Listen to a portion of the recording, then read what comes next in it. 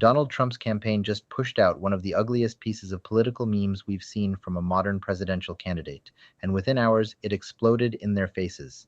Tonight, I want to walk through exactly what they posted, why it's being compared to Nazi propaganda, and how the backlash, including from some of Trump's own allies, could reshape this race in ways his team did not expect. If you're new here, make sure you hit subscribe so you don't miss any of our coverage holding Donald Trump and his movement accountable. So let's start with what actually happened. Earlier this week, an official Trump campaign account shared a slick, meme-style video meant to show off what a second Trump term would supposedly look like. It was fast-paced, flashy, you've seen these 1,000 times. Quick cuts, bold headlines, triumphant music, the kind of thing campaigns pump out non-stop on social media.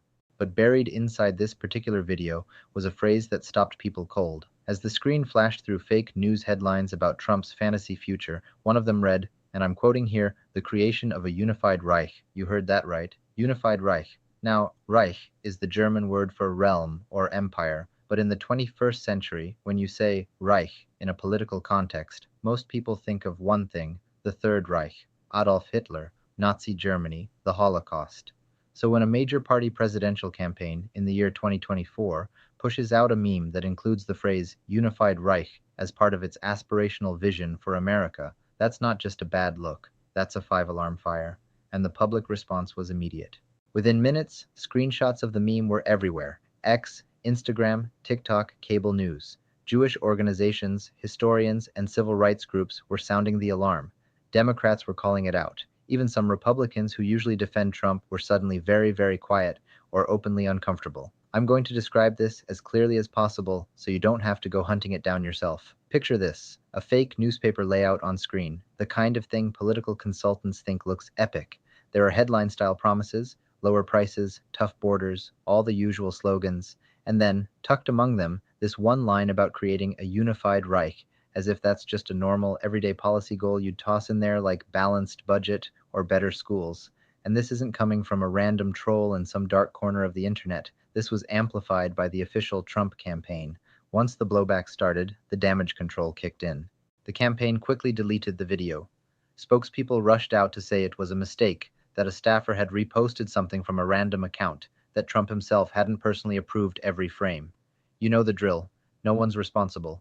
It's all just an unfortunate misunderstanding. But here's the thing. At this level of politics, nothing that says official campaign is just an accident. Content gets found, edited, formatted, uploaded, shared. Multiple people have to touch it. And somehow no one along the chain stopped and said, hey, maybe referencing a unified Reich isn't a great idea for a guy already accused of flirting with authoritarianism. That's not a typo. That's a culture. And this is where we get to the backfire.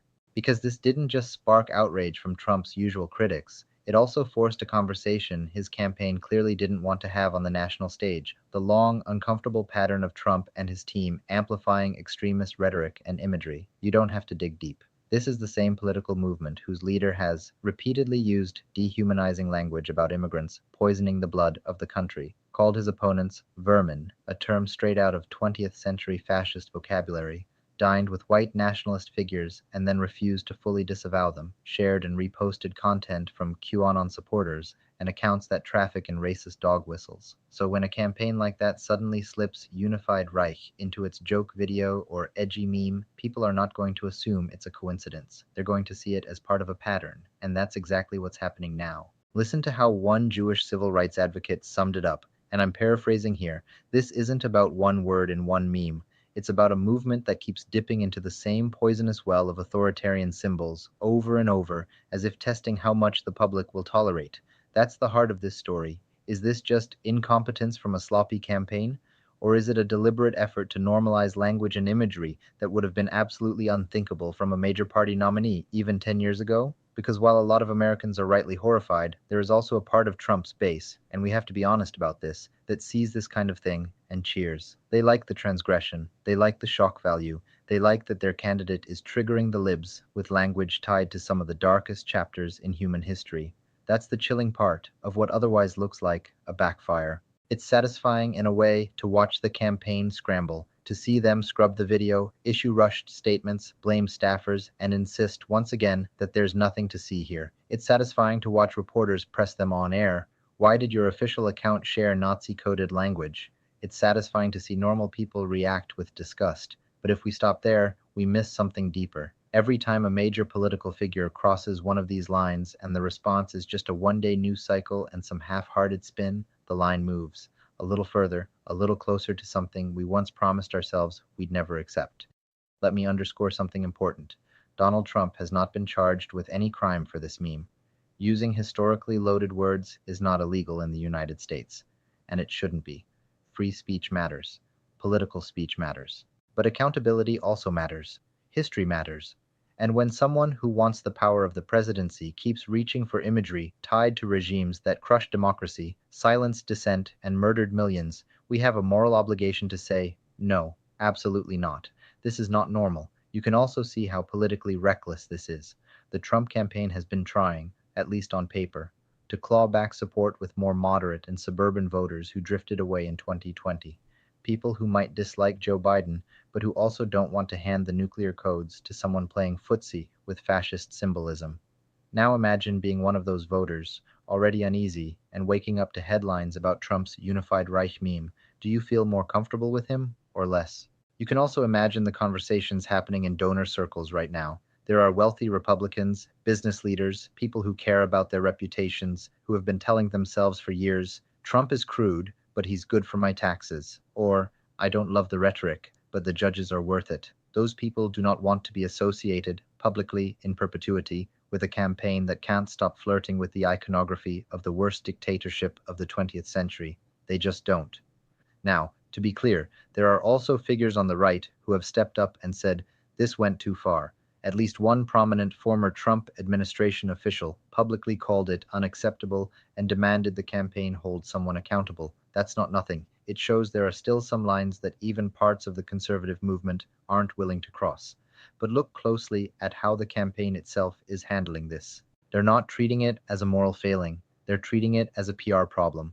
The goal isn't to reckon with why this keeps happening. The goal is to make the story go away. And that's where the rest of us come in, because one of the most powerful tools authoritarian movements have is fatigue. If they can make you tired, tired of the scandals, tired of the outrage, tired of the constant drip of things that would have ended any other politician's career, then eventually you stop reacting. You shrug and say, that's just Trump being Trump. But there are some things we cannot afford to shrug off. A campaign meme casually dropping in Nazi-coded language is one of them. So here's the question I think we're all going to face a few years from now when we look back on this moment.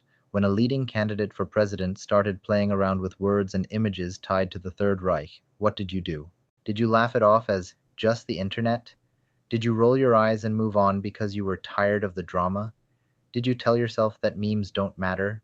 Or did you say out loud, no, we have seen where this road leads, we're not walking it again? Because this isn't just about one video, it's about a campaign that keeps pushing at the boundaries of what's acceptable in a democracy and a country that has to decide every single time whether to push back or let it slide.